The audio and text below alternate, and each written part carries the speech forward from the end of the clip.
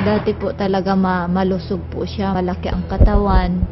Nung nag-umpisa siya na utay-utay nakakaramdam ng sakit ng kanyang prostate, medyo bumagsak po yung katawan ng bigla. Sinugod po siya sa ospital. At nalaman nga namin na ang kanyang prostate ay may infection na siya.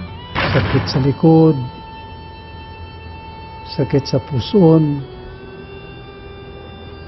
Kala mo ay okay lang, bigla kasi yan biglang umatake. Ngayon nung pagdating namin doon, nakalipas ng 3 araw kami sa ospital, kinabitan siya ng kateter. Ay nakita namin na talagang ang lumabas ay puro nana, yung lumabas sa kanyang kateter, at saka kasunod ay dugo na madami. Kaya nung gabi din yun, nag-usap po yung mga doktor na sabi niya, "Nanay, kailangan ilipat po natin yung inyong asawa sa dito sa kabila, sa Maynila, dahil kung hindi po siya maidala dito at maisali na ng dugo, talagang bibigay po si tatay ngayong araw na ito." Kaya natakot po ako, talagang panalangin lang po ang ginawa namin.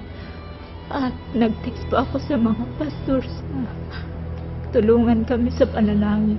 Na nakita ko na hindi kaagad-agad namin mag-isagawa yung mga pinagagawa ng doktor sa amin dahil sa kakulangan po ng financial.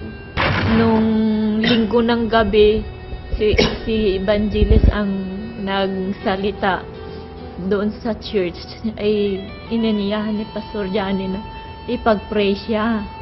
Ngayon, sabi niya, pagkatapos ng panalangin, introduce niya yung quantum.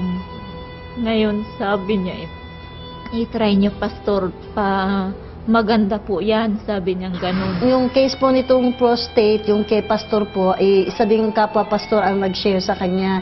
So, nung nakita nga po nila, nakahiga na lang yan, marami na rin po silang sinubukan ng mga gamot, pero wala daw pong nangyari. Lalo pang meron nga din po nakagamit na mineral drops sa parang ang pakiramdam po nila, lalo silang lumala.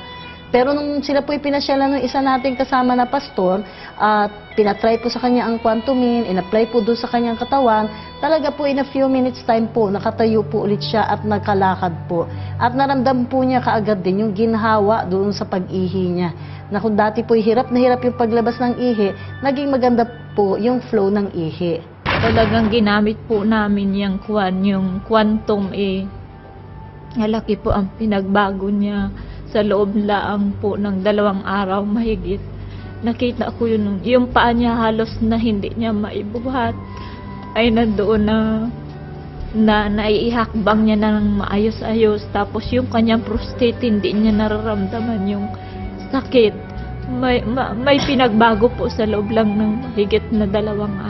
Pagka po prostate problems po, pwede pong mas malakas po na makakatulong yung pag-inom po. Kasi kailangan dumaan po yung ating substance na nasa Quantumin Plus doon po sa daluyan ng ihi para po madamay din po yung sa prostate gland. Now, yung iba po, pinapa-apply din po namin doon sa may ilalim po o likuran na may itlog. Doon po pwede rin po yung ipahid doon kasi natatransmit din po yung energy para po ma-activate po yung mga normal cells sa prostate, mag-function po normally para matalo nila yung mga abnormal cells na nandun sa prostate.